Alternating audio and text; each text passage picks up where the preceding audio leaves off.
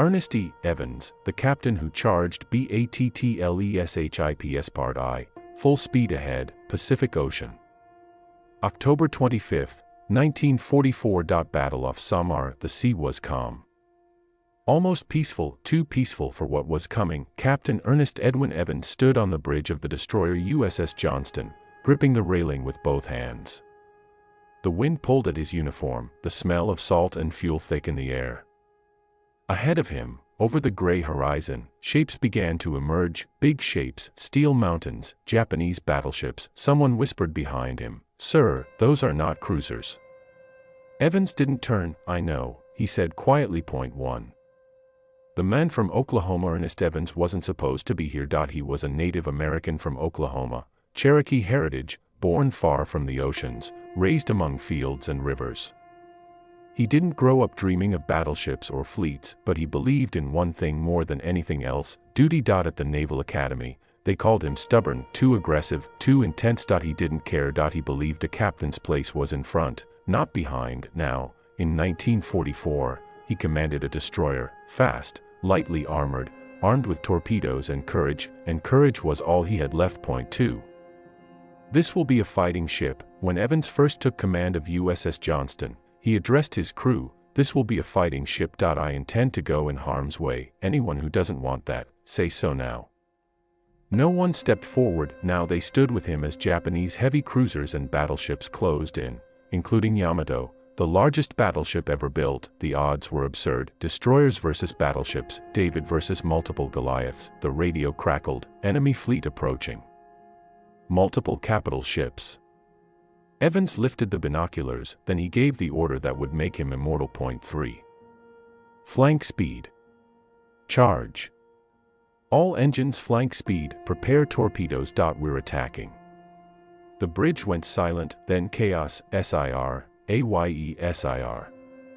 USS Johnston surged forward, alone, charging straight at the Japanese fleet, smoke pouring from her funnels as she laid a smoke screen. Evans shouted over the wind, "Make smoke. We're going straight in." Japanese guns turned, gigantic turrets rotated. Seconds later, shells the size of cars screamed overhead. Water exploded around the ship like geysers. Evans didn't flinch. Point 4. Into the fire. The Johnston closed the distance at full speed, range 10,000 yards. Stand by torpedoes. Evans leaned forward, fire. Torpedoes ripped into the water, streaking toward a Japanese cruiser. Moments later, explosions. A cruiser staggered, burning, slowing. They had hit it. Cheers erupted, then the battleships answered. A shell slammed into Johnston's hull. The ship shook violently. Men were thrown to the deck. Steam burst from ruptured pipes. Evans was wounded by shrapnel, blood running down his face. He wiped it away. "Keep firing," he said calmly. "We're not done." 5. A captain who would not retreat even damaged. Evans kept attacking. He turned his crippled destroyer back toward the enemy, firing every gun that still worked. Japanese sailors watched in disbelief. Point 1. Destroyer, alone, charging the heart of their fleet. Later, a Japanese officer would say, "We thought he must be insane, or a hero." Evans stood exposed on the bridge, refusing to go below. A sailor shouted, "Captain, you're bleeding." Evans smiled, "Doesn't hurt a bit."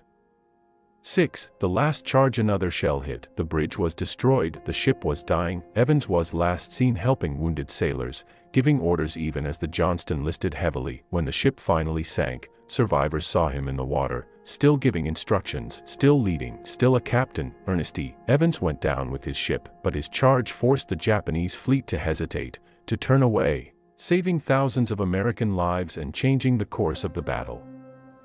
Ernest E. Evans, Part 2. Inch Against the Giants, October 25, 1944, off the coast of Samar, Philippines. The sea was gray and restless, rolling beneath low clouds that clung to the horizon like smoke from an unseen fire.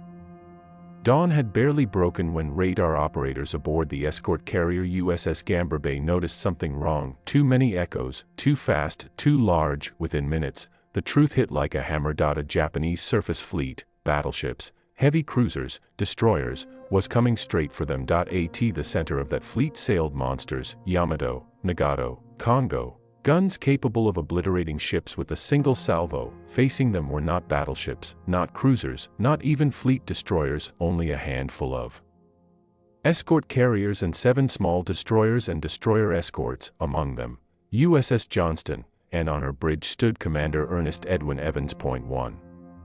This will be a fighting ship. Evans gripped the railing as reports flooded in. Enemy battleships bearing west. Multiple cruisers identified. Range closing fast. The men waited for orders. Evans didn't hesitate. He didn't ask for permission. He didn't wait for support that would never come. He picked up the intercom. All hands, this is the captain. His voice was calm. Steady, a large enemy force is approaching. We are going to attack. Some officers exchanged stunned glances. Attack. Against that, Evans continued, we will make a torpedo run. We will make smoke. We will protect the carriers. A pause. This will be a fighting ship. No speeches. No drama, just a statement of fact. Point 2. Full speed into hell, engine room, flank speed. The USS Johnston surged forward, her bow cutting through the waves as she accelerated beyond 34 knots. Black smoke poured from her funnels as Evans ordered smoke generators activated, trying to shield the helpless escort carriers behind them. Japanese shells began falling around the formation, towering columns of water exploding skyward. Then came the sound every sailor feared. A deep, rolling thunder. Battleship guns, shells larger than cars, screamed overhead. Johnston was charging straight into them. A junior officer whispered, "Sir, they're battleships." Evans didn't look away from the enemy. I know. 3. The torpedo run. As Johnston closed the distance, the Japanese fleet loomed like steel cliffs rising from the sea. Evans leaned forward. Standby torpedoes. At 10,000 yards, enemy fire intensified. Shell splashes marched closer, bracketing the ship. Then, a direct hit. A shell tore through Johnston's superstructure, exploding near the bridge. Shrapnel ripped through steel and flesh alike. Evans was hit. Fragments tore into his face and chest. Blood poured down his uniform. One eye was nearly destroyed, but he stayed on his feet. A crewman shouted, "Captain, you're wounded." Evans wiped blood from his eye. "Forget it," he snapped. "Keep firing." The torpedo officer called out, "Torpedoes ready." Evans raised his arm. "Fire." One by one, 5 torpedoes leapt from Johnston's tubes, streaking toward the enemy line. Moments later, explosions. A heavy Japanese cruiser was hit, forced to veer away. Another ship turned hard to avoid the torpedoes, throwing the enemy formation into chaos. A destroyer had just charged battleships, and lived for now. Point 4. Fight her till she sinks. Japanese guns shifted targets. Now they were aiming directly at Johnston. Shells slammed into her hull. Boilers ruptured. Power flickered. Evans was bleeding heavily, barely able to see out of one eye. The executive officer urged him, "Captain, you need medical attention." Evans shook his head. "Later." Another hit, then another. Johnston slowed, smoke and flame pouring from her decks. "Still," Evans ordered, "open fire with everything we've got." The ship's 5-inch guns barked defiantly, firing at cruisers many times their size. Gunners fought amid flames and debris, refusing to abandon their posts. Point 1 sailor was heard shouting, "Come on, you sons of bitches." Evans smiled grimly. Point 5. Alone against the fleet by now, Johnston was isolated. Other American destroyers had joined the fight, darting in and out of smoke, firing torpedoes, drawing fire, a swarm of angry hornets attacking giants. But Johnston had taken the brunt. Her speed was gone, her steering damaged, her decks littered with wounded and dead. Japanese cruisers closed in, hammering her with rapid-fire guns. Evans, barely conscious, refused to leave the bridge. An officer tried to guide him below. Evans snapped, "I am staying right here." A shell exploded near the bridge, killing several men instantly. Evans was thrown to the deck, still alive, still commanding. Point 6. The end of USS Johnston. By mid-morning, Johnston was a burning wreck. No power. No steering, guns falling silent one by one. Evans gave his final order, "Prepare to abandon ship." Men lowered life rafts under fire. Others jumped directly into the SEA.AS. The ship listed heavily. Evans was last seen helping wounded sailors toward the rails. Point 1 survivor later said, He was bleeding, almost blind, but he never stopped giving orders.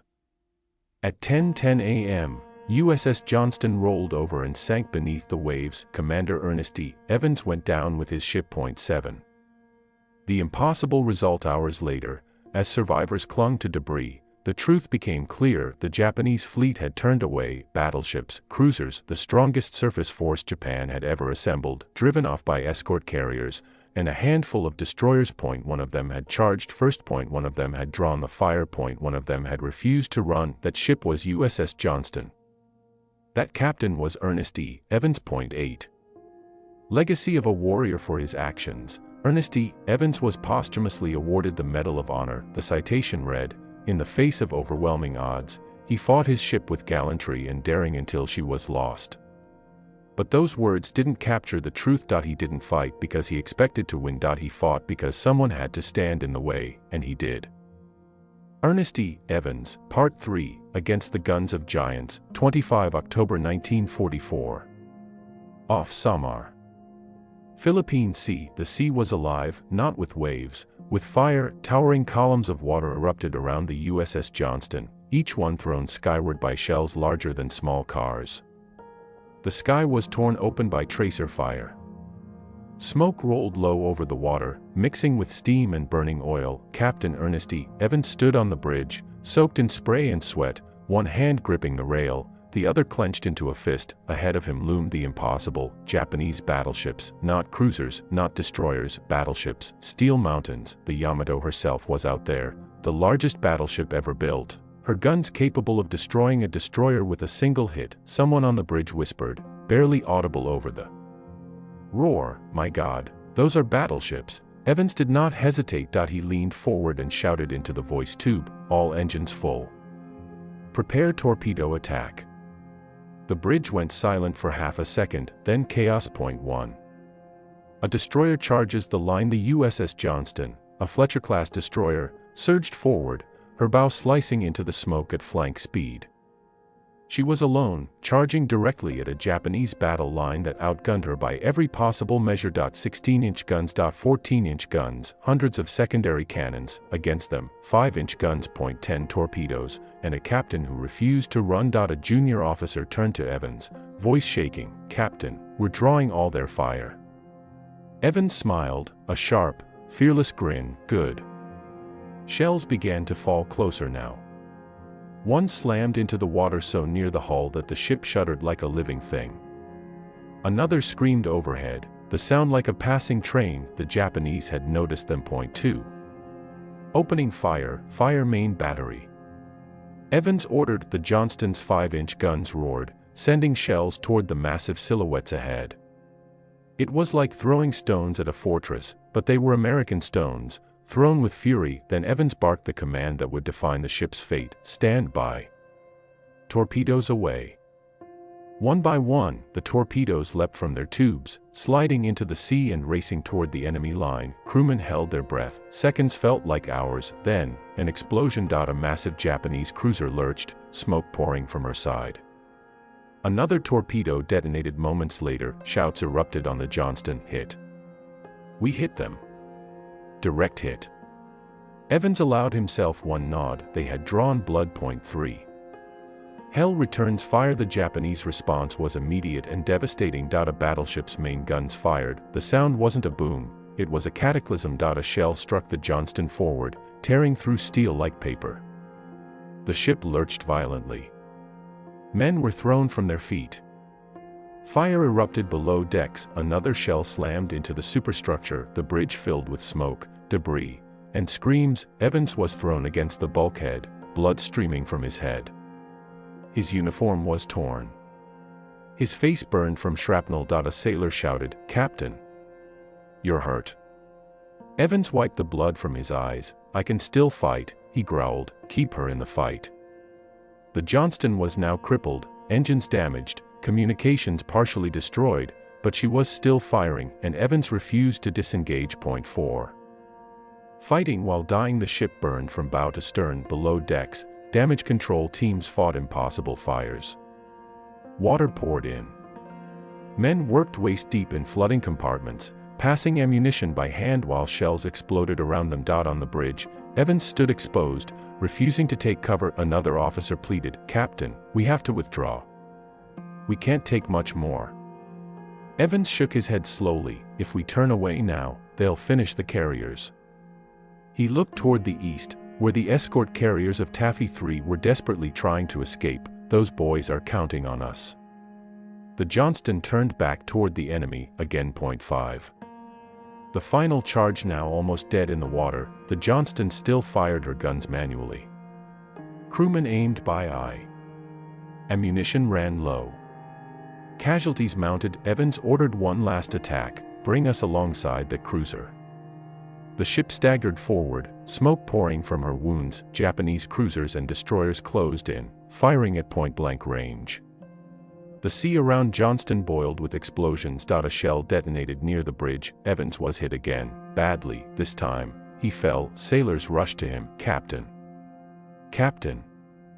He was conscious, barely. Blood soaked his clothes.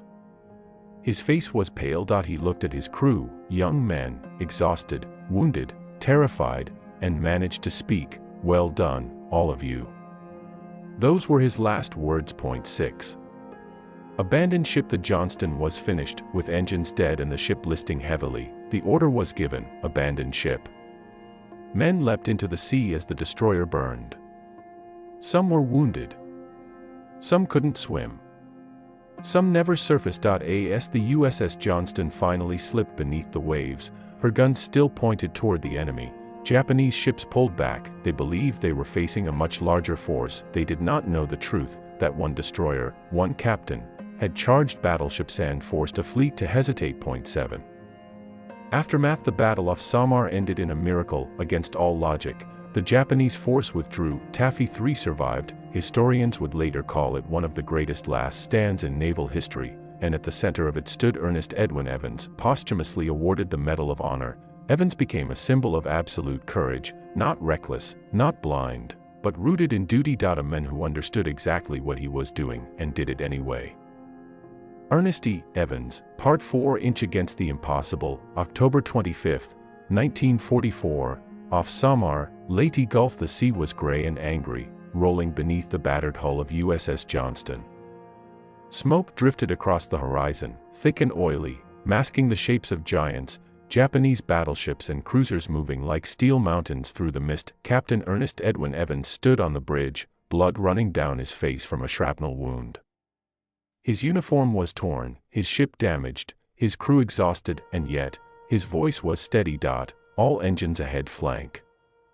The order echoed through the ship. The Johnston surged forward. Alone, ahead of her stood the impossible battleships Yamato, Nagato, Congo, heavy cruisers, destroyers. Any sane commander would have turned away. Evans did not. 1.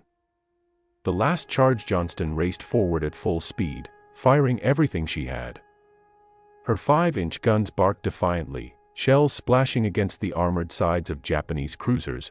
Insignificant damage, but devastating confusion. Japanese lookouts shouted, "A destroyer is charging us." They could not understand it. Why would a single destroyer attack a fleet that could erase her in seconds? Because Evans had made his decision. "If we die," he told his crew over the intercom, "we die fighting." Torpedoes roared into the water. 1 hit Kumano, tearing her bow apart. Another slammed into a cruiser's side. Japanese formations scattered, commanders unsure if this was a trap, unsure if American carriers were closer than expected. Evans had done the unthinkable. He had made a fleet hesitate. 2. A ship that would not quit. The Japanese responded. Shells fell like thunder. A massive hit tore through Johnston's midsection. Men were thrown across decks. Fires erupted. Steam hissed from ruptured pipes. Captain Evans was thrown against the bulkhead. When sailors rushed to him, he waved them away. "Get back to your stations." Blood blinded one eye. His leg was shredded by shrapnel. Still, he refused evacuation. "I will not abandon my ship." Johnston slowed. Her guns fell silent one by one. Still, Evans ordered her forward, using smoke, maneuvering wildly, daring the enemy to keep shooting at him instead of the helpless escort carriers behind, and they did. 3. Standing between giants and the helpless behind Johnston, American escort carriers burned, pilots took off under fire, some without ammunition, some without bombs, attacking battleships with machine guns and courage alone because Johnston, Hull, Samuel B. Roberts, and the other destroyers had bought them time, time measured in minutes, minutes measured in lives. Evans watched the carriers through smoke. "We're doing our job," he whispered. Another shell struck the bridge. Johnston shuddered. The engines died. She drifted, broken, burning, but unbowed. Point 4. Abandoned ship. At 0945 hours, the truth could no longer be denied. USS Johnston was finished. Captain Evans looked around the shattered bridge, the place where he had commanded, fought, bled. "Prepare to abandon ship." His voice broke only once. "You've done everything I asked. You've done more than anyone could expect." Crewmen wept openly. They helped wounded comrades to the rails. They lowered rafts. They jumped into the oil-covered sea as Johnston listed heavily. Evans stayed until the end. Witnesses would later say they last saw him on the fantail, waving survivors away, ensuring every man who could leave had done so. Then USS Johnston rolled onto her side and slipped beneath the waves. Captain Ernest E. Evans went down with her. Point 5.